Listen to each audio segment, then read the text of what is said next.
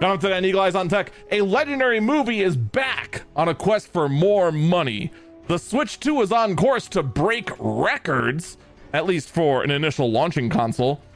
Apple announces major changes to all of their software. A more affordable GPU is on the way. And I hate to break it to you, but humans are now out of the commercial business. All that and more come up today on Eagle Eyes on Tech.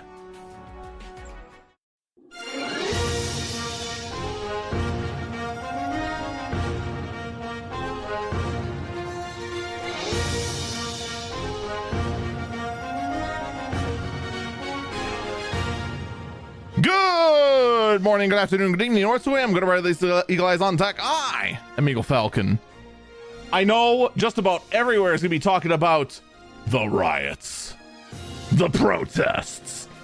And here is my promise to you. I do have some info on them.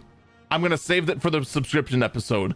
We'll talk about the LA protests, the Waymo cars being destroyed, the drama surrounding one Twitch streamer being on there. We'll talk about all that in the subscription episode of the podcast. I will say this, I am going to kind of lean as far away from the actual core of the protest as possible, mostly because I don't know that much. I'll admit it. I'll admit when I don't know something. Here's what I will tell you. The most important news in the world right now, it is not the fact that things have escalated severely in the Middle East. It is not that cities all over the US are having massive protests. No, it's not any of that. The biggest news in the entire world is that Spaceball 2 has been announced. That's right, we're actually getting Spaceballs 2 almost 40 years later. 38 years later. One of the most legendary spoofs of Star Wars, Spaceballs, is actually getting a sequel. And yes, Mel Brooks is producing and also reprising his role as Yogurt, as well as many other actors reprising their old roles, such as Dark Helmet, and I'm sure a few, and Princess Vespa. This blindsided everyone. This literally blindsided everyone. If you actually don't know about Spaceballs, I would recommend giving it a watch. You can most likely find it probably for free on just about, you could probably even find it for free on YouTube. If you have any sort of live streaming service, I almost guarantee you it's on there. It's almost a 40-year-old movie. It is a cult classic. Watching this movie for free, if you've never seen it before and actually enjoy good comedy, it is worth your time. Trust me on this. And this was a fantastic spoof on Star Wars. One of the best ones out there. Still legendary to this day. So it is expected to launch and be available in the year 2027, which means that by the time it comes out, yes, Spaceballs, the original, will in fact be 40 years old. Someone in chat says, I hope you're not pranking me. I'm not. If it were in fact I gotta record this podcast right now, I would totally find any excuse to watch Spaceballs again. It's a good movie. Maybe I have the world's thickest nostalgia glasses on, but then again, I really, really do enjoy a good spoof and a good comedy. I am trying to think if there's like any jokes that like wouldn't land nowadays. And like nothing comes to mind other than people might not know what a Winnebago is anymore. That's actually making me legitimately wonder. But yes, there is a Spaceballs 2 coming. We'll have to see what ends up coming in that. All right, let's actually get to some real news. All right, enough kind of joking around. There is some good news as far as the T word goes. And that is the fact that news has come out this last week that US and China have in fact agreed to a plan to ease export controls and tariffs after trade talks in London. In the short term, of course, this is good, since it does mean, the tariffs that I think should have never been brought in the first place should ever have, will start to get lifted. How good is it going to be in the long term? We don't know, because we don't know what the deal is yet. But, it does look like, to the credit of the current administration, although I disagree with the tactic in general, it does seem to be working way faster than I think anyone expected. Like when the T word was initially put into place, I fully expected years of this nonsense absolutely wrecking the economy and most likely putting the US into a recession, and probably a few other countries while we're at it, putting them into a recession. Right now, it looks like that may not be the case, and it does mean that current pieces of technology will in fact start to go back down in price. At least that's just early speculation based on what we know. For now, though, all we can do is wait and see. Someone in the chat says, for them, all these T-word talks and trade talks in different cities around the globe, I think it might be an excuse for country leaders to travel outside. If this whole thing was an expensive ploy for world leaders to touch grass, I'm going to be unreasonably unhappy. I'm just saying, there's a better way to touch grass. Like, it could have been done on the way to the plane. In other concerning news, though, Anker, one of the biggest companies in the world for portable chargers, has a recall. The Anker PowerCore 10,000 has a voluntary recall if you had a unit that was sold between June 1st of 2016 and December 31st, 2022, as it has been found out somehow almost 10 years later that the battery has a defect that can cause spontaneous combustion. Yes, I'm serious. Someone in chat asked, not the Anchor podcast service. They don't have any recall. So the Anchor podcast service actually is no longer existing. Anchor, the podcasting service, the service we used to use, gone. It is now known as Spotify Podcasts, an infinitely more boring name and an infinitely more annoying name, because it was far easier to type in anchor.com/Eagle Eyes on Tech. Now our URL, although anchor.com I think will still lead to us, now our podcast name is, now our URL is open.spotify.com/show/4 capital C capital V capital F lowercase x to lowercase d uppercase, lowercase j uppercase d lowercase m lowercase l l q o v q y 6x uppercase j e r lowercase f. Easy to remember URL right there. Look the F out. Yeah, no one's happy about that. I much prefer our old URL that was powered by Anchor.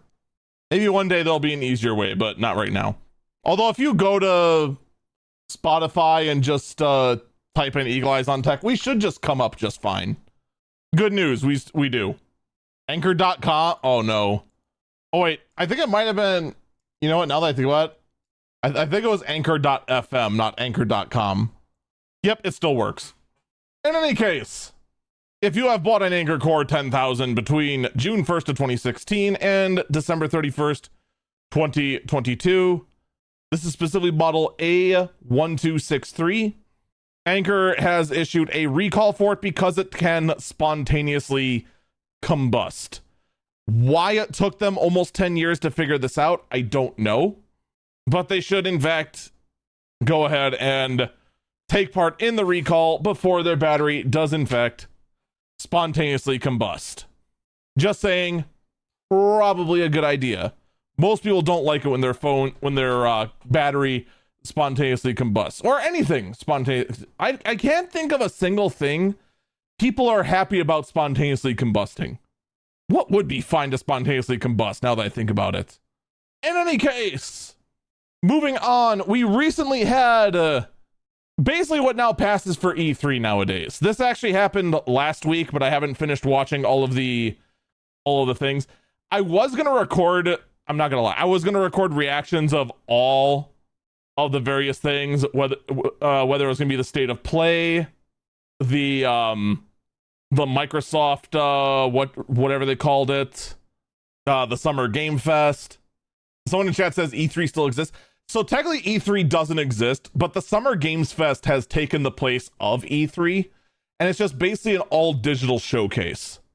So technically no, E3 doesn't exist, but we still definitely have an E3 period of everyone putting all their game trailers together. There's just no longer a show floor associated with it. But yeah, I was going to go ahead and record reactions to all of them, then I kind of gave up because a lot of them weren't that great. Although I actually forgot to, I haven't taken a look at Devolver's yet. I'm going to have to do that one. I'll tell you what though, if you do anything during the E3 season, I always recommend checking out Devolver's presentation.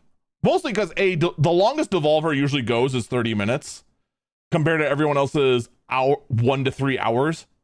But also because Devolver specifically makes indie titles, so there usually is something interesting to look at. Unlike, say, the Microsoft one that shows you a really interesting that shows you a very interesting looking a little tease about an information-based dystopia, and then you find out at the very end it's just Call of Duty. But we'll start with the state of play. Now, game journalists have a very special brain. All right? I am fully convinced that a gamer journalist brain is only a few steps away from just being a total zombie with how rotten it is.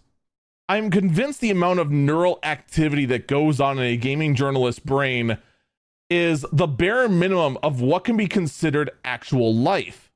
I am fairly certain a squirrel or a raccoon can beat a gaming journalist in an IQ challenge. I'm just saying, you put a gaming journalist and a possum into a game, if you don't know Jack, the possum is going to have a higher score. I don't know how, but it somehow will. Because I don't know how you look at the state of play that Sony had and go, oh yeah, that was one of the best state of plays in the PS5 era. I don't know what they could possibly talk. Literally the only thing that even made me go, oh sweet, was a remake, or rather remaster or port, I don't know what it is, of Final Fantasy Tactics, a game for the PS1. Most of the game trailers that were introduced made me question whether I was sober or not, made me wonder if I missed a cue to go ahead and see if I was supposed to take drugs. There was, oddly enough, a Marvel fighting game that then confirmed that Marvel and Capcom are no longer friends, which is unfortunate. Like, most of the games they weren't good trailers. They didn't showcase the game at freaking all in almost all cases. Like, I don't understand how I do understand how an actual gaming journalist could look at that state of play and think that was one of the best ones there are. I just mentioned how they lose in a thumb war to a robin, the bird, who has no thumbs. But it's hard to say how you could look at that state of play and go, oh yeah, best one out there by far. There was almost no gameplay. I am convinced the easiest way to sell gaming journalists, besides slipping them $100, is to jingle keys in front of them and make sure a couple of the keys are coded red. That being said, though, I do put the state of play higher than the Microsoft Presents. Here, you want to know what the most important thing was that was introduced at the Microsoft event? Here, I'll just save you the trouble. A bunch of Clockwork games that might be interesting in the year 2028 when they actually launch. And also, they announced something that rumors said was canceled. The Xbox handheld. Asus ROG is partnering up with Xbox to make a Steam Deck competitor. I'd hold up my Steam Deck for comparison, but it is currently on my nightstand because that was the last place I actually used it. I mean, that's basically all it is. It's And you know what? Here's the biggest thing, right? It's an ROG Ally. Okay. We know it runs an AMD SoC. We know there's an Ally X and an Ally. Ally X is a higher end SoC than the Ally. But we just went over with the case of the Steam Deck versus Windows handhelds, how much of a boat anchor Windows is to these portable handhelds. We've talked about this actually quite a bit, significantly even. And one thing that's not made clear is that, is this the Xbox software running on a handheld? Or is this some kind of Xbox skin on top of Windows running on a handheld? Because they go ahead and try to tote, oh, don't worry, all your favorite apps will run on it. It'll run Discord. It'll run... Someone in chat says it will run Chrome OS. I guarantee you it will not run Chrome OS. There is no way Microsoft would ever let Chrome OS touch anything they put their name on. They are way too bitter about that. That's one thing you can count on. So like they go ahead and say like, okay, don't worry, it's going to run, you'll go ahead and be able to get like Discord on it. You'll go ahead and be able to, wait, someone in chat says it clearly runs Windows 11. Where? Oh my God. Yeah, it's right in front of me. It is in fact an, yeah, okay, never mind. This is a dud. It's dead on arrival. How did everyone else miss that? Yeah, it's running Windows 11 Home. I kid you not, like every other journalist out there missed this. Yeah, no, this thing is going to be terrible now. That is a huge disappointment. Huge disappointment. So yeah, it is going to be an Xbox skin on top of Windows 11, meaning that the Ryzen AI Z2 and Z2A are going to be held back significantly, and you probably should invest if you're going to get either of the two, which honestly now I would not get either personally, but if you were to get one of them, I would recommend the Ally X, the higher end version, because you're going to need that extra RAM, or you know, just get a Steam Deck. You'll be happier. Oh, automatic failure. Actually, I want to take a look at this now. Now that we know that it's just basically a very minor partnership, that there's basically nothing to this thing, we can get a little bit more info now. Okay, now actually going and getting the actual specs of the current ROG Ally. Here's what I can tell you. These are a more updated version. Someone in chat says, love how blind some of you can be. Here's the best part. There's tons of other tech journalists completely missed that, because a lot of people we're talking about, oh, it supports Microsoft's own in-house Xbox platform as the operating system. No, it's not. It's Windows. It's Windows with bloat on top of it. It's bloat with bloat on it.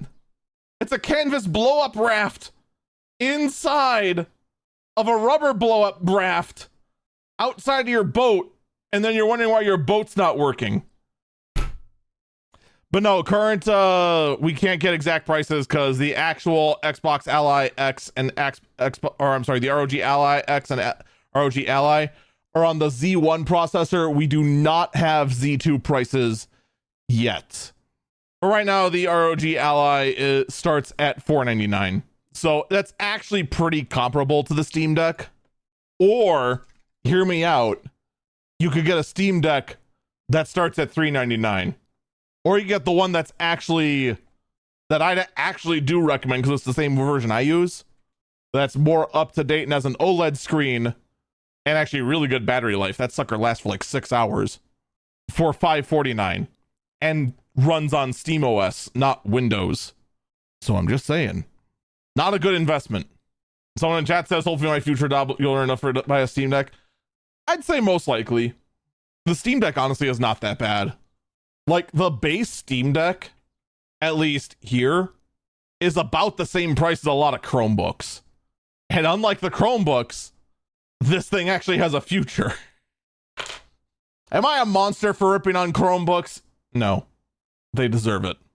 Anyway, last week, we talked about how the Switch 2 seemed to have not completely sold out. So for those who are kind of out of date on this, the Switch 2 is now out, all right? During the pre-order phase, the pre-order sold out in less than a day. In fact, sold out in a matter of hours after all the pre-order systems were DDoSed to death. Launch day actually comes and you can pick up your pre-orders. There were tons of Switch 2s that were still available on the shelves, which either was a sign that Nintendo either ramped up production so well that just about everyone who could get a Switch 2 could, or so many people backed out of their pre-orders that the Switch 2 was about to become a massive flop. We now know the answer. They just ramped up production. The Switch 2 has, from Nintendo, sold allegedly 3.5 million units worldwide in the first 4 days of sale. A lot of people were already comparing this thing to, oh, it's going to be like the Wii U. Oh, it's so expensive. It's got so few games. It's the Wii U all over again. Oh my God. It's going to flop like nobody's business. It's all ogre. Oh, the Switch 2 is going to fail. It's already beaten the Wii U expectations in 4 days. It beat out how many units the Wii U sold already. Does that mean that the console is flawless? No. I still think that $450 is too high for what the console does. Like, you can get a Steam Deck for less than you can get a Switch 2. Just saying. In fact, there's barely any games currently for the Switch 2. The only console exclusives, the only real console games that aren't previous gen games, because that's how the Switch 2 works right now, is just Mario Kart World and the stupid demo game that costs $10. And I'm not gonna lie, after seeing what Welcome to Switch 2 looks like, the $10 game that is a tech demo of the Switch 2, $10 for that is $30 too expensive. Not only should that game have been free with the console, but the game should cut me a check to get me to play it. It's not good. The blasted thing is mostly lectures about how the console works, which, to me, as a guy who pays attention to this sort of stuff, is really boring because I already know all this stuff. And then it quizzes you on it like you're in the frickin' second grade before having some of the laziest tech demo games out there. Charging money for this should be a crime somewhere. It is cruel and unusual. It is awful. Kind of like 1-2 Switch. The first time they tried charging for a tech demo. That was also awful. Guess what? I never did it. Now, with that all being said, iFixit has gone through and disassembled the Switch 2, and the console is, of course, less repairable. No real surprise there. But it does appear to be constructed fairly well. It survived extreme durability tests. The connector that everyone assumed would be a failure point appears to not be. And a certain jerry-rig everything YouTuber has taken a crescent wrench to the screen 50 times before the glass, yes, there is glass under the plastic shielding, finally shattered. Yeah, it appears like early concerns about durability are unsubstantiated. That being said, there are early reports saying that the battery life is abysmal until you go through some steps to recalibrate the battery. But after recalibrating the battery, in some cases, it has doubled the battery life you get. So, I'll be real honest. The console launch, I would argue its biggest crime is just not having a whole lot of unique games on launch. Like, that's its biggest crime. That, and also the frickin' the key carts also are terrible. Like, that part still is just kind of really, really obnoxious. Especially since just about every developer decided to go all in on that. While only Nintendo themselves and Cyberpunk 2077 did not. We're going to take our first break here. When we come back, we got quite a bit to talk about in regards to... Well, we got a bit more to talk about regarding the Switch 2, Android 16, and, of course, Apple. We have a lot of Apple news to go over. Don't go anywhere. We'll be back.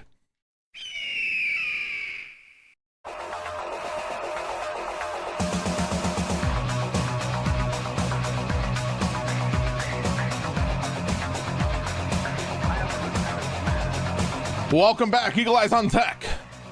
I'm Eagle Falcon. All right, so there has been an update to the Nintendo Switch 2 graphics. There has been a mod successfully. First off, the fact that it's been a week. It's been a freaking week and already it's been cracked and modded. The allegedly unhackable that Nintendo is going to go ahead and crack down and come down like the fist of an angry god on anyone that dared to go ahead and find any way to do anything to the Nintendo that was the Switch 2 that was unallowed. It's been a week. They already did it and unlocked more performance. Take that, Nintendo. Not to say I've done that. I don't have a Switch 2, so yeah. Mods have already come into place that have in fact unlocked frame rate and increased graphic settings in select backwards compatible titles. Now, it is believed that older titles are limited in their performance. First off, well, there's two main reasons.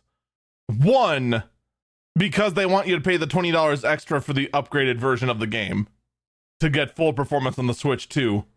But also, two, for stability. It is believed, we don't have confirmation yet, but it is believed that the backwards compatibility mode of the Switch 2 to run Switch 1 games, it is actually emulating the Switch 1 hardware. It's not a very elaborate or very involved emulation process, don't get me wrong, but there is still a performance loss with emulation and a level you don't want to cross because otherwise you get instability.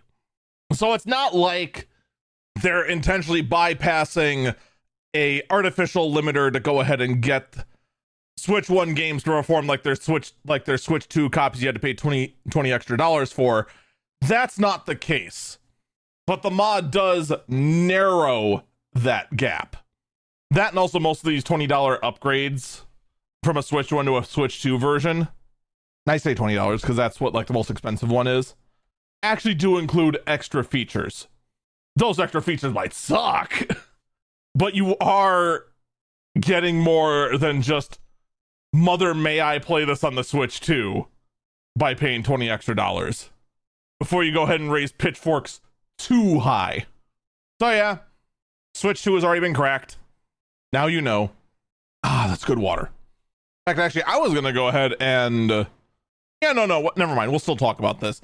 Android 16 is now reaching out to more and more Android phones, and I'm not gonna lie, the features are okay for Android 16. Not related to that guy from Dragon Ball Z who likes birds. Not that Android. Also, we definitely missed a chance for the previous Android version, Android 15, to talk about the operating system wanting to look at its trucker hat. We want to make more Dragon Ball Z references. Well, you gotta take them while you can before we get to Android 20. Then we got nothing. We're out. Now, a lot of it is just kind of, updates to the multitasking tools, little tweaks here and there to keep things streamlined. Can I just say, there's one thing I really, really hate about Android 16. Unless I go in my settings right now and find out that I'm actually not on Android 16. Which is very possible. It actually is possible. The recent update I got is not Android 16. It is not. I got upgraded to Android 15.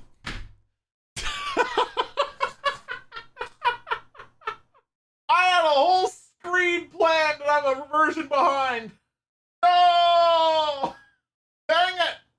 Okay, I don't know how many other people are on Android 15, but I want to know whose idea it was that we have two different pull-down menus from the top. Because depending on when you pull down from the top from the left, and you get depending when you pull down from the left, and you get all your notifications, or now you have to pull down from the right to get all your quick settings. I used to be able to just pull down anywhere from the top and get both. This is not convenient. Why are we stepping backwards? I can't be the only one thinking this. They used to just both be there. It was easy. Now it's just infuriating. Oh, they did it because Apple did it. Cool. Apple made a bad choice. Why are you copying it? Can you not copy a bad choice, please? Pretty please? Can you freaking not? Ugh. How flippin' obnoxious. So yeah, Android 16's out. I hope they fix that. I hope they get rid of the dual top menu thing, because that actually is awful. We'll just have to wait and see. Now then, this week, Apple had their WWDC Worldwide Developer Conference. Huzzah, huzzah, huzzah. So we got to hear all about all the software that they announced. Yes, I said that intentionally. Don't worry about it. They announced all kinds of software. And, well, a couple of things to point out. First off, they want to talk about more and more about their Apple Intelligence, right?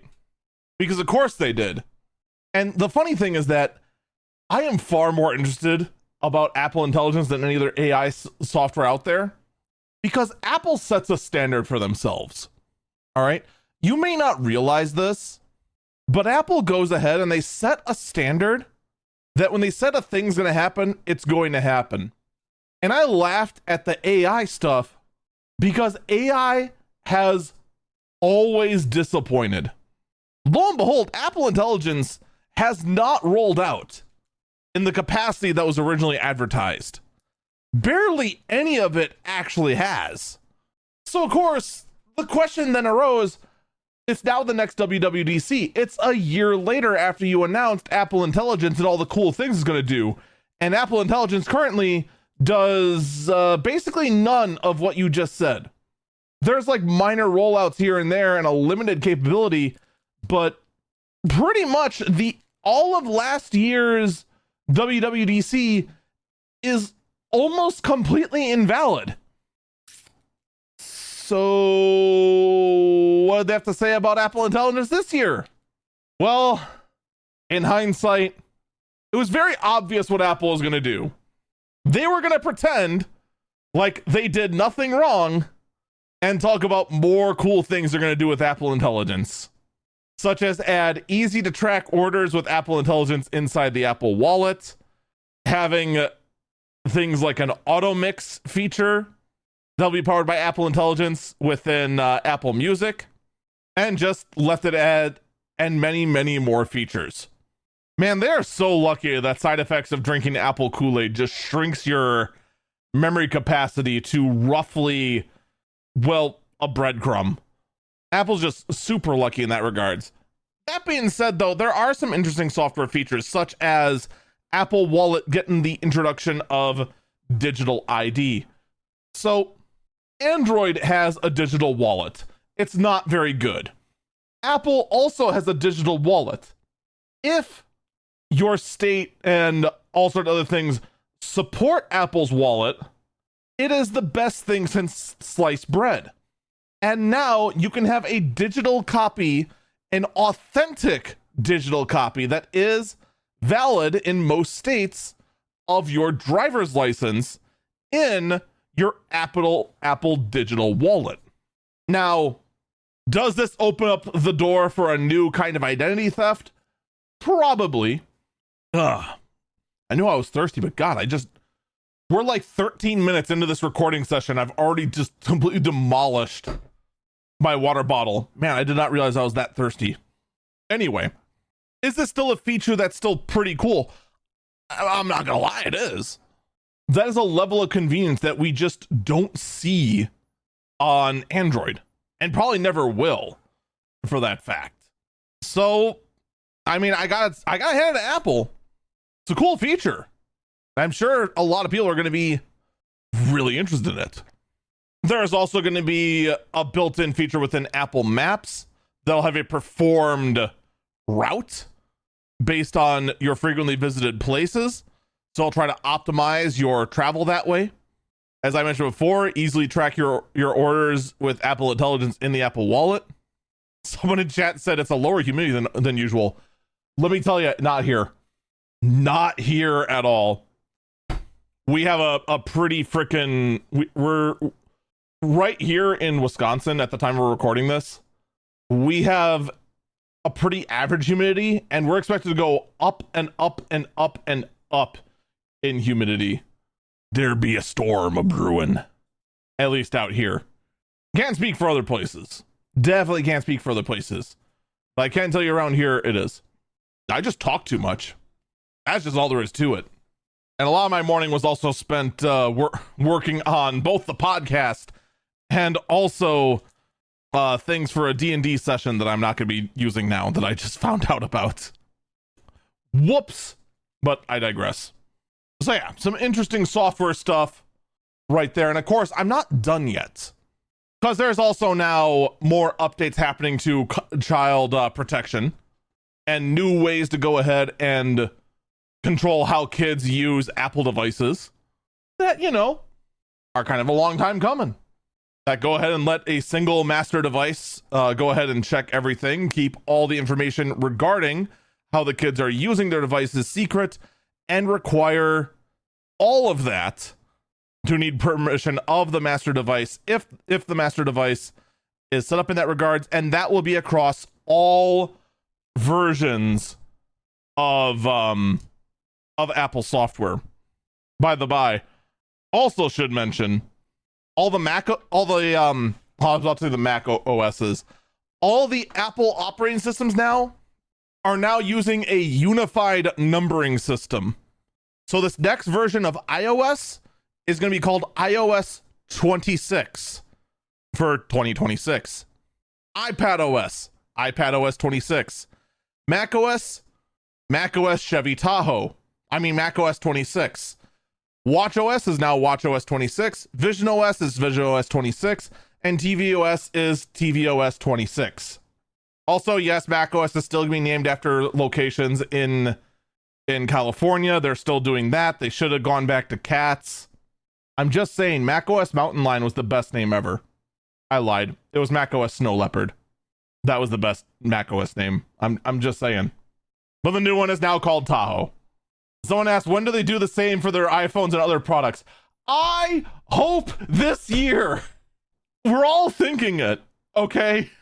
Look, I gave Samsung flack for going from macOS, going from the Samsung Galaxy S10 to 21 or whatever. But here's the thing, I was wrong. That was the correct answer, because it just makes everything simple. Just call it the last 2 digits of the year. Samsung's been doing it now for several years. That was the correct answer. Apple, just copy Samsung. You're already doing it with the operating systems. Just do it for the rest of the stuff. Fine, just call it the MacBook 26. Just call it the iPhone Pro 26, the iPhone Max 26. You want to go ahead and still have it, just call it the new iPhone to most people, but then just call it inside the model number as the iPhone 26. Fine, whatever. Just give us a model number that doesn't suck. Okay? I am sick and tired of whenever a family member asks me, you know, how do I do this, this, and this on my iPhone? And I ask them what iPhone, they're like, I don't know. It's a green one. That doesn't help! It's so obnoxious. Someone in chat says I still have to say that my iPhone's an iPhone SE 2022. You know what though? That is still far more valuable than what most people say. What's your iPhone? The one with the big screen. You are so not helpful. My iPhone doesn't have a headphone jack. Does that narrow it down? No, it doesn't. Because nobody knows. They don't know squat. Someone in chat says mine's the one that's rose gold. You know, I think that only was one generation. They actually had a rose gold iPhone. So I think that would narrow it down. I'm just not enough of an iPhone technician to know which one that is. Someone else in chat says my iPhone has a lightning port. Does that help? Kinda. The best part is I think there actually only was one iPhone, the green iPhone. I'm pretty sure it was like an iPhone Pro from like 4 years ago, but I'm not 100% sure anymore. But yeah, let's actually get to all the other things that were announced. First off, there is going to be an Apple Games app that is going to be cross-platform. This whole thing is going to be a central hub for all 5 games that can play on all devices.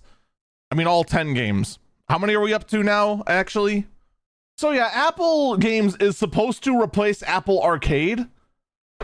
The problem is that your games still launch from the App Store. So the library just brings up the App Store. But this one is cross-platform, so it exists on iPhone, iPad, Apple TV, and macOS, I guess. But why did it have to replace Apple Arcade? Oh, it's because they wanted to go ahead and have competitive high scores, but nobody cares about high scores other than like weird people that are like really into being competitive, and those people already have their own internal leaderboards for competing against the world. And yeah, I don't know what the point of this was. I'm not gonna lie, I don't know what the point of this games app is other than to bring Apple Arcade to cross platform, but that exists for some reason. And someone in chat asked, are they trying to make their own Steam? I think they are, but they suck at it. That's the only thing I could assume at this point. It's the only thing that makes sense. Someone in chat says, well, at least it doesn't have Fantasia in lockdown anymore. There is that, thank God. Meanwhile, though, let's actually get to all the details of the various operating systems. First up, let's start with iPhone and iOS 26. So as I mentioned before, all the operating systems now are just going to have the version number that mimics the last 2 digits of the year. So it's going to be iPhone 26 and iOS 26. Its big feature is going to be new design. And this brings us to the title of the episode. They are copying Windows Vista. I'm dead serious. They are using a design language they are calling liquid glass, meaning that much of the UI, much of their windows, and much of their message boxes are going to be displayed on top of translucent windows that look a lot like glass. They are going to be using software to go ahead and have contrast adjust as needed. Although I'm not going to lie, I look at this one over here that's all clear icons, and I hate it. I absolutely hate it. And I feel like the easiest way they could have solved this was to have white fill text with black outlines around the text. And that way, no matter what color the background is, it'd be fine. But they didn't do that. So I don't know. Apparently, early developers have said that they have found options in the accessibility menu that turns down the transparency and lets you tweak the exact look you want with the transparent windows, which thank God for that. And honestly, like, you want my hot take? The transparent glass look of the windows in Windows Vista and Windows 7 was the best part about Windows Vista and Windows 7. The problem is that it played against Windows Vista, because computers couldn't handle doing that yet. Vista was too ahead of its time to look as good as it did. That was its biggest problem and why Vista failed. Now, here's what I will say. One of the things that Vista did correct that this design language is not is the fact that Vista did not use clear transparent. It used tinted glass. You could still see behind it, but it had like green or blue accents, and you could tweak them, you could adjust them. That was the beauty of Vista. Here, it's just clear. And honestly, that color tint could have been the thing that actually makes things like the clock really pop. Like, imagine if that was a dark blue, like stained glass sort of look. That would just be peak. Or just let you customize it. I mean, God forbid when Apple lets you do that. Like, all in all, honestly, the glass look, there are problems. There are problems that I hope are addressed by the time this launches for the general public. Much like the one person in our chat, I actually don't hate it. I think there's a lot of potential. It's just that, well, I have a feeling that Apple is looking at this design, not realizing they're copying Vista, and then, which is a shame, because if they just looked at what Vista did, they'd realize that Vista already had answers to what they're trying to do now. That would have been easy solutions. Now, of course, we also have updates to the phone app, the messages app are all getting little updates. Of course, we're getting quote unquote new capabilities powered by Apple Intelligence, such as live translations built within Messenger, which good luck with that. Of course, updates to the Genmoji features that nobody really wants. Updated features for Apple CarPlay that is also going to be taking the liquid glass design language. I'm telling you, like, we still have time before it's all launched. If they give an option to tint the liquid glass, whether it be tinted a shade of gray for better contrast or tinted a specific color, it will be a huge success. Because things like the full display clock just being, you know, translucent clear on a sky background, that's not a good plan. Someone in chat says they will unless Microsoft had a patent on it. I don't think Apple or Microsoft had a patent on tinted glass on a display window, just because that seems way too generic to patent. And also that would just, and also Apple would just try to avoid something like that. The other thing is also, I wouldn't say Apple definitely will, because anything I've learned about covering Apple for this amount of time, never underestimate Apple's willingness to stick to a bad decision. Never, ever underestimate Apple's willingness to have a bad idea and stick to it, especially when it involves design language. For crying out loud, they still haven't introduced a Mac computer that has a touchscreen. Do you have any idea how much of a no-brainer it would be to release a touchscreen iMac? Biggest no-brainer on the planet. Every business on the planet, every moderately sized business on the planet would totally get a touchscreen iMac to have in their like call waiting office just for sign-ins.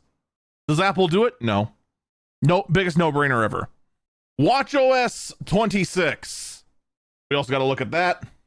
And spoiler alert, liquid glass is here too. So now you too can go ahead and have a hard to read time on a background of your choice. As well as also have the other main feature with WatchOS this time around is competitive exercising. Challenging another friend with an Apple Watch to go ahead and meet a weekly goal. Well, you know what? At least they're being consistent with their design language. That much we can say for certain.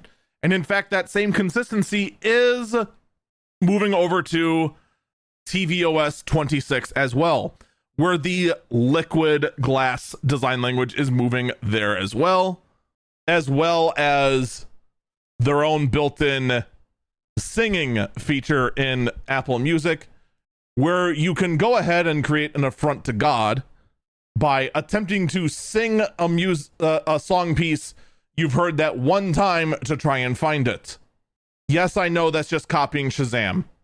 It was still an affront to God there too, because let's be honest, users of both Sing and Apple Music and Shazam cannot sing, and whatever they produce will in fact make you wish you were deaf.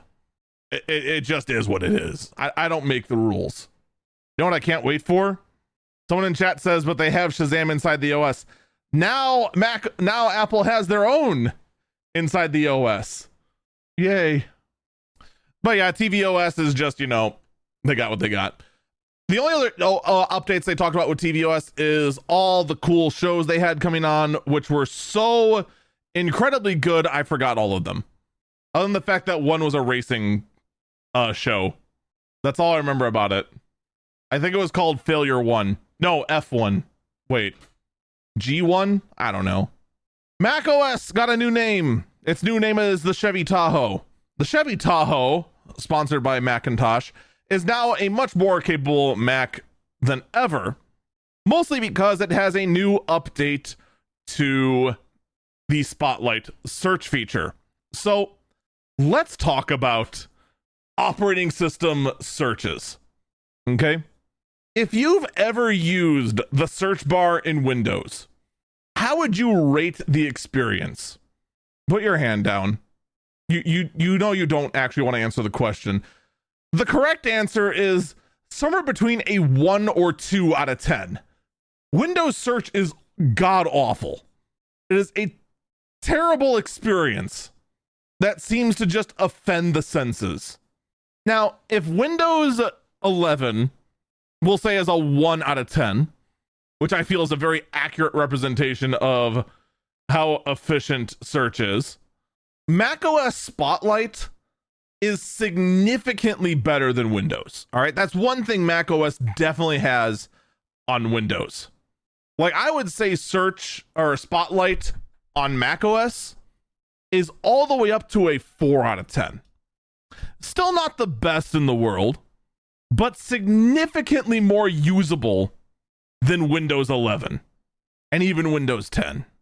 They are now upgrading Spotlight on macOS, that it's now going to cross the threshold and be above average, as Spotlight for macOS Chevy Tahoe will feature things such as being able to directly drag files from the search to put them where you need, being able to just edit the file straight up from the search menu rather than having to find the file, let search bring it up, and then tell it to bring up general location and then interact with the file. You can interact with it straight from the search menu, like God freaking intended.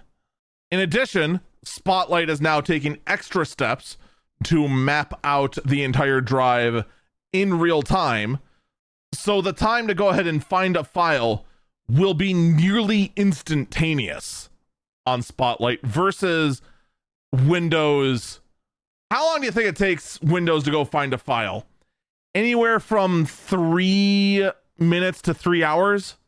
I feel that's a pretty fair spread. Sometimes Windows surprises us and finds something in only 2 minutes. Someone in chat says 84 years. This is also somehow correct. So yeah, all great things coming to Spotlight. There are now going to be, macOS is also going to be having on-screen widgets now, also taking a page straight from Windows Vista. This is, it's literally Windows Vista. It's not even funny. We're just straight up having on-screen widgets on the desktop. It's just Vista. Of course, there's still gonna be updates to continuity, making sure that your phone app will keep more in sync, in addition to having your ability to call, send messages, and whatnot, pass through your phone in real time, access your files in real time directly off your phone. Like, all in all, actually good updates Other than the fact that, Chevy is going to sue for the fact that the macOS is called the Chevy Tahoe. Okay, it's not exactly called, you know what I mean. No, I don't think Chevy's going to actually sue. And then, of course, new games app. We covered that earlier.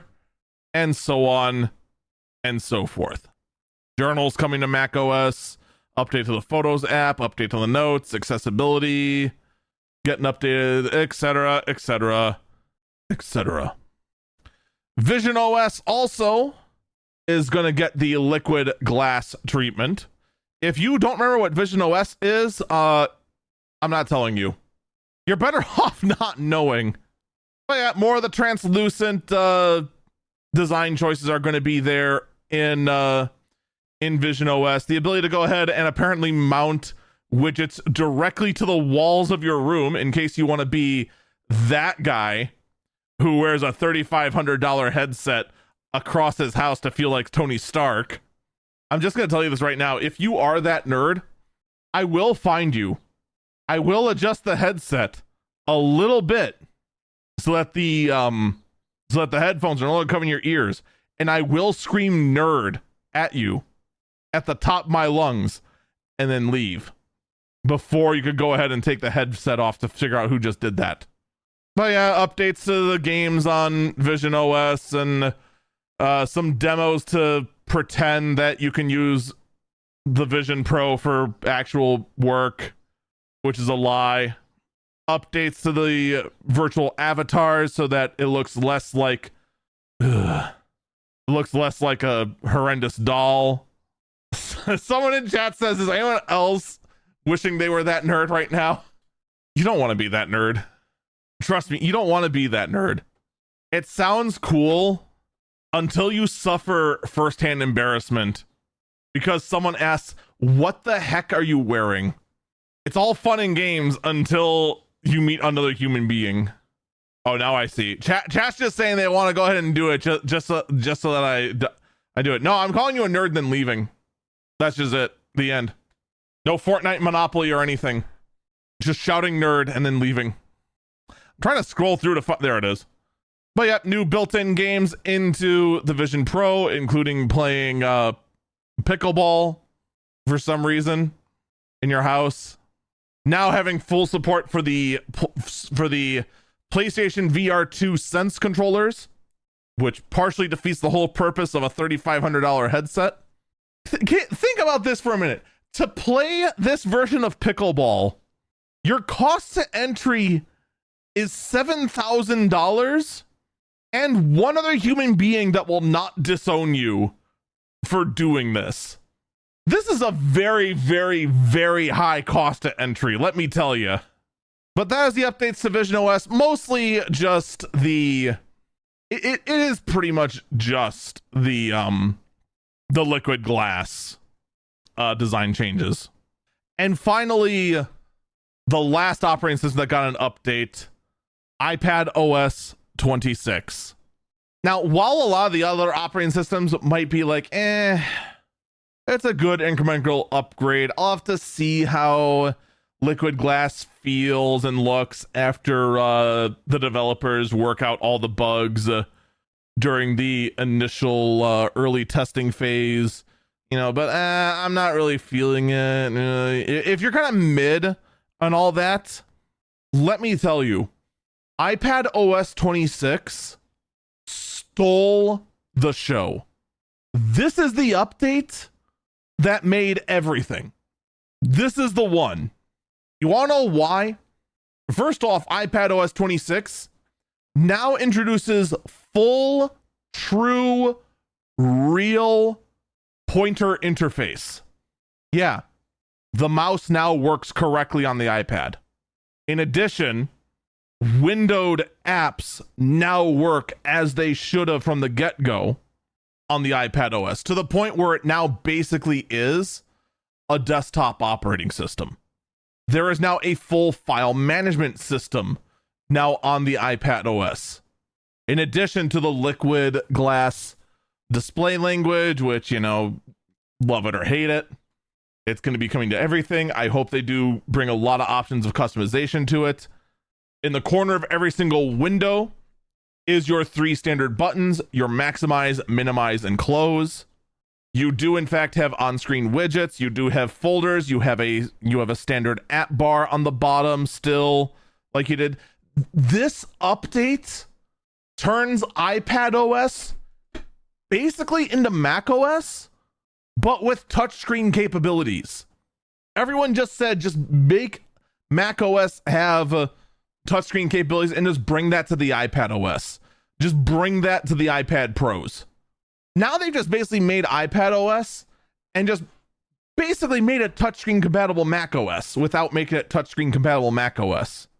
The only downside is that because it is because it is iPad OS, they now get, well, Apple gets their 30% cut on all apps. Someone in chat asked, an iPad is basically an overpriced Chromebook. No, it's better. The iPad is actually now more useful than a Chromebook because you now have a proper file management system and can run apps natively on the blasted device and have more RAM and have more compute. Like, the iPad actually is a real computer, unlike a Chromebook. Like, it is actually impressive what iPad OS 26 is doing for the iPad. And assuming that the cheapest iPads will run iPad OS 26, it also means that you can get an iPad and all these capabilities for the same price as a new Chromebook. Huh. I can't even make fun of it. Like, just about every single critique I had of the current iPad lineup, how they're throwing so much power into these things with such a limited operating system, it doesn't make sense. It's all gone now. It has true multitasking. It has a true file management system. It has full keyboard and mouse support. It has an insane battery life, and I do mean insane battery life. You do, in fact, have home screen widgets. I've got nothing for this thing other than the fact that the iPad Pros are still insanely expensive, and I think you're a fool for buying one right now. But at least now that they're having things like, you know, AutoCAD and Final Cut and all this now working on the iPad, now taking advantage of those high-end processors that are in the Pros, it's a way easier to justify it. Like, they knocked it out of the park with this WWDC. But of course, none of this is going to be available for Apple users until the fall. And realistically, unless you got a very specialized workload that you need a whole lot of connected devices, it's going to be very difficult to try and say that, you know, these devices are not good. They're actually going to start getting very, very compelling. We're late for a break, so we're going to go ahead and take it here. When we come back, we have to talk about we have to get to quite possibly a brand new NVIDIA GPU that may finally be one that the average person can afford. Don't go anywhere. We'll be back.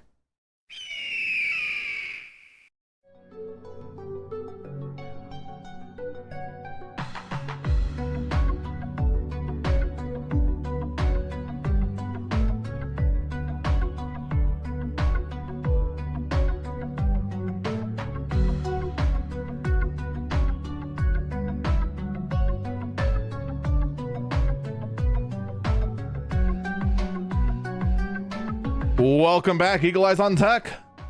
I'm Eagle Falcon. All right, we all know that, or most of us know that NVIDIA is working on a brand new ARM-based SoC. This is going to be called the NVIDIA N1X. Its whole purpose is going to be basically being a workstation SoC. This is meant to kind of, sort of compete with the AMD Halo Strix GPUs, but it's, of course, like everything NVIDIA does nowadays, is supposed to be focused towards, you know, their favorite 2 letters in the world, AI. That was the wrong effect, but I'm rolling with it now. Might as well just stick with the demon voice when talking about AI. Because that's about how we all feel about it nowadays anyway. So, Yeah, we see some benchmarks about it. Yeah, its numbers are decent. How much do you think they're going to ask for it?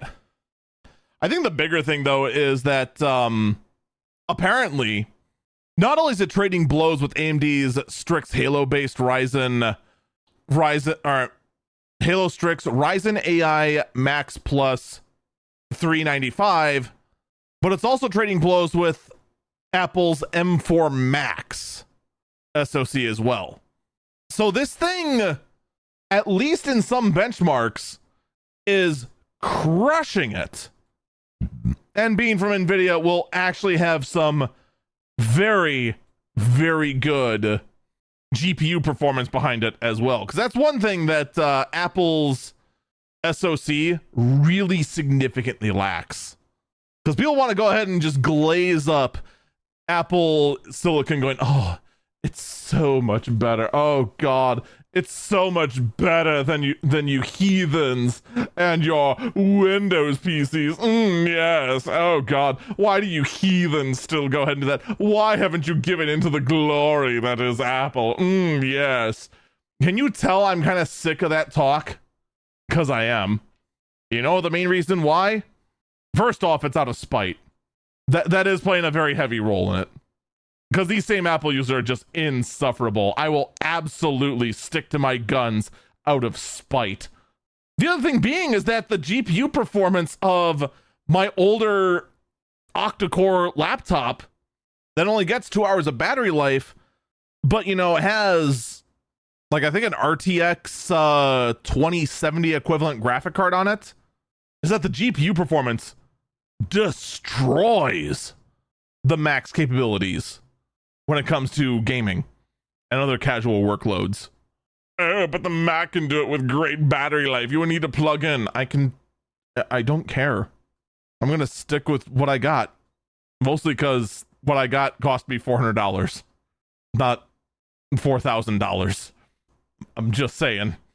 Someone in chat said that my flub earlier with the sound effects board is because of AI and not anything else. If that was the case, then the AI would go ahead and make it so my voice would just suddenly sound really, really silly, and you don't hear that at all. Why would they go ahead and do that to go ahead and ruin my credibility? That's insane. AI would never do that. Anyway, moving on to an actual other topic.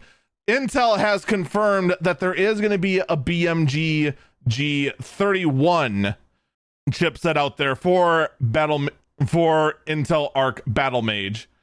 This is going to potentially be the high-end gaming variant of Intel's GPU, specifically for professional consumers. Now, the whole thing I mentioned before about NVIDIA being on top with when it comes to AI, because they still are, by the way, they do need more and more GPUs that are cheaper and are still able to get the AI job done. Like more and more data centers, they're going to go to NVIDIA. That's pretty much the only option out there.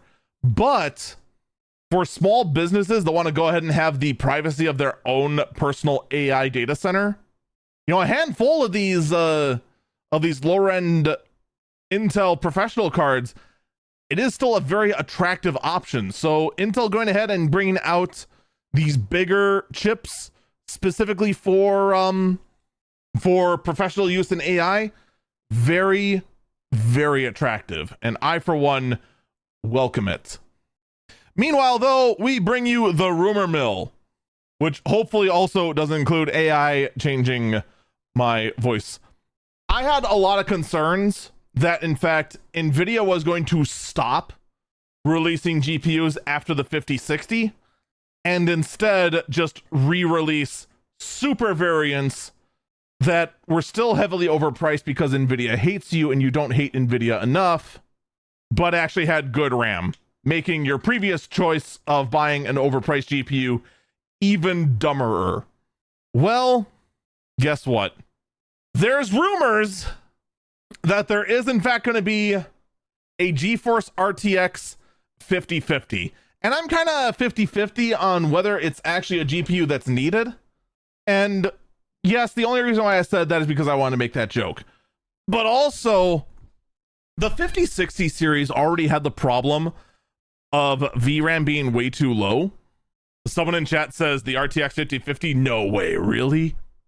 There actually was debate whether we were going to see a 50 series card, period. Because we didn't have one last gen. There was no 4050. It went down to 4060 and stopped, which meant the cheapest card last generation was $300. There was no cheaper option than that. And that option was not great. Now, what is this card good for? Well, if this card does exist, because right now this is a rumor, and there's still a decent chance that NVIDIA is going to never release a 5050, because they're probably 5050 on it. This would mean the 5060 is the cheapest NVIDIA card you can get your hands on at $400. A card that is already a terrible buy from the get-go. Now here's the real question. Is the RTX 5050 going to require an auxiliary power connector? Because the 50 series was never a good purchase for like a brand new PC. Its goal was never to be a good gaming choice. It was meant to be an entry-level choice, or, and this is the far more common thing to use it for, it was meant to be the correct answer for squeezing extra performance out of a low power computer. I kid you not, the cheapest way to get a decent gaming computer was to go grab a used Dell Optiplex for like $100 and slap a 50 series card in it. And because the 50 series usually did not require, or for the longest time never required, an auxiliary power connector, you just slap it in, you're done. Bam, you can go play Rocket League, or you can go play Counter-Strike or whatever. Like, it could do basic 1080p gaming. And that's what this is going to be. This is going to be, if it launches, a 1080p card. There's no way they're going to go ahead and put more RAM on it so it's a better 1440p gaming card. It's going to be a 1080p gaming card. Or, as I pointed out with talks on my stream at twitch.tv/EagleFalcon, it'd be an excellent 2K gaming card. Also, who came up with the idea of calling 1440p 2K? Because that is a stupid statement. I'm just saying it is. Because the sole reason 4K is called 4K is because the horizontal resolution is just short of 4K. This means that actual 2K gaming, or actual 2K, is 1920 by 1080, also known as 1080p. It sure as heck isn't 1440p because that's 2560 by 1440. Or whatever what is the vertical? It's like 25 something. Actually, wait, no. 1920, it would be, I am trying to brain as hard as I can right now. I'll figure it out later. But it's like, it's 25 something by 1440. There's just too many thoughts going through my head right now to figure out what it would be. But it's not 2K. Because by the math logic, 1920 would be 2K. Anyway, the RTX 5050 would definitely just be a 1080p gaming rig. That's just all there is to it. All right. Maybe you get higher with DLSS, but no, it's not going to do native 1440. So would it beat your game console? No. Would it get you into the gaming realm for cheap? Yes. Should it be able to do better? Yes. No matter how you slice or dice it, the gaming performance numbers of the entire 5000 series have been abysmal. There's no ifs, ands, or buts about it. Well, the 1550 does exist. Hey, I can't wait to see NVIDIA try to go ahead and say that it can go ahead and do 1440p at what ridiculousness would they try to claim? Do 1440p at 120 frames per second and outperform the previous 50 series by 10x, or outperform, yeah, the 50 tier, not the 50 series. Like, if this card does come out, NVIDIA is going to inflate what it can do so high that I'm surprised it won't lead to a false advertisement lawsuit. I'm actually kind of surprised they haven't been hit by a false advertisement lawsuit yet. It is astonishing the claims they have been making this entire generation. In other news that is interesting. Google is turning some search results into automatically AI generated podcasts. So you know how if you try to Google something, the first hit now is what Google's mentally impaired AI thinks the answer is, and thus ruining the whole point of web searching. Now we'll go ahead and automatically summarize that answer that most likely is incorrect into an audio podcast for you to listen to. My friends, we are becoming dumber. There is no other way to describe this. We are just becoming dumber. So, what do we do? What do we do? I hate to say it, there's not a whole lot you can really do. This is just, it just is the future. It's just the future, whether you like it or not. I don't like it. It's terrible. Someone in chat says the first answer is, hey, I stole this from whatever wiki.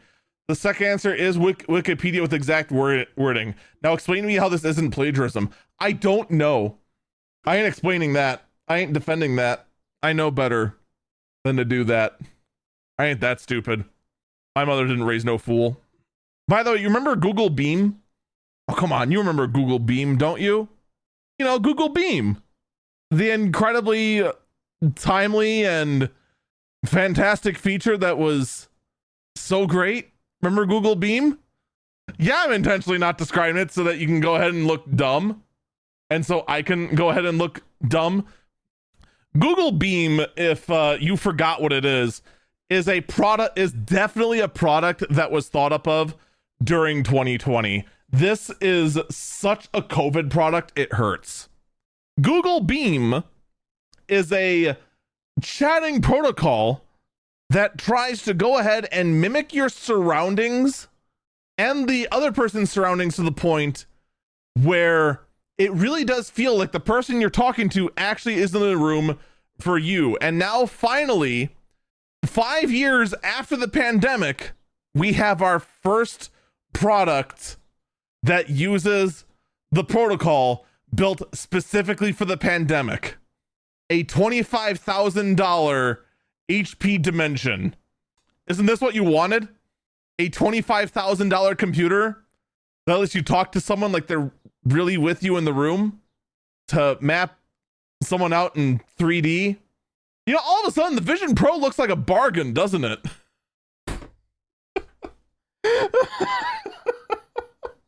Someone in chat says it'd be better if they just brought back Google Glass. It really, really would. Here's my counterpoint too. We have so many different communication protocols now. This doesn't feel good. There's just no way. Can you imagine trying to I am laughing my butt off. Someone in the chat in this exact tone said, "Attention Google engine." Actually, no, it's this one. "Attention Google engineers. There is a green plant outside. I need you to touch it. Thank you." And granted, fully admit, Google Beam was born during a time that we were not allowed to go outside and touch grass. And Lord knows during the COVID period, we desperately needed to go outside more and touch grass. But we're not allowed to go outside and touch grass. But the fact that this protocol to try and make live chatting as realistic as possible end up costing $25,000. Oof.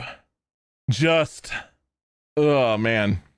That's this thing is, not only is this thing no longer needed because it turns out 2020 only lasted 3 years instead of 5, but we've come up with better solutions by now, mostly out of necessity.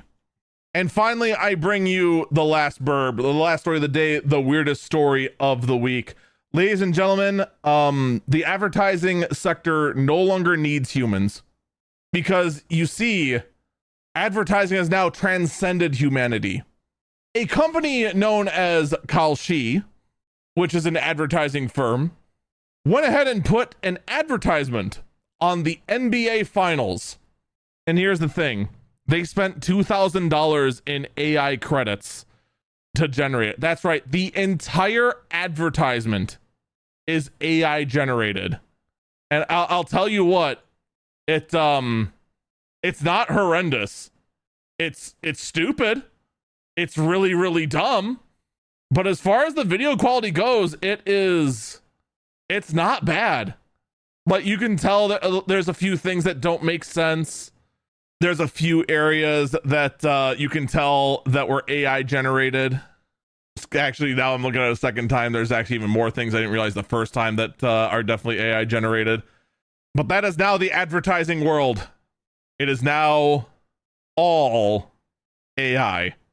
So that's it. Every single creative person in the creative space, your jobs are now over. You can go ahead and leave your advertising credentials over at the desk on your way out. I wish you good luck in getting a job. I would recommend the coal mines or flipping burgers, because that's it. Your advertising jobs are now taken up by AI, clearly because the world's gone mad, which is actually the slogan of the company that went ahead and spent $2,000 in credits to make an AI advertisement.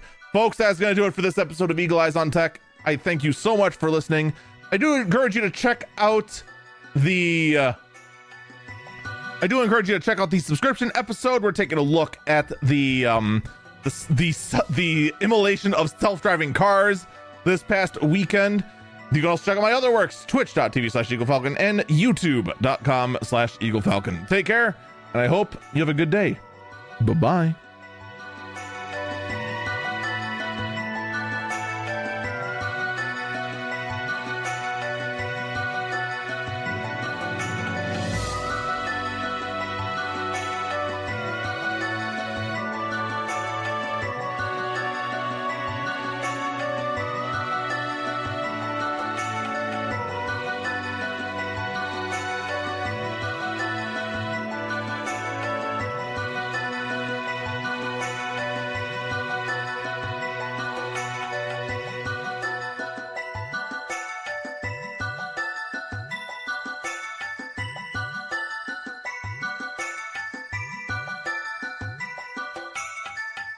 Thank you, user, for using your free trial of AI-generated podcast maker. If you want to go ahead and finish the podcast with a witty quote, please insert 99.99.99 into the slot now.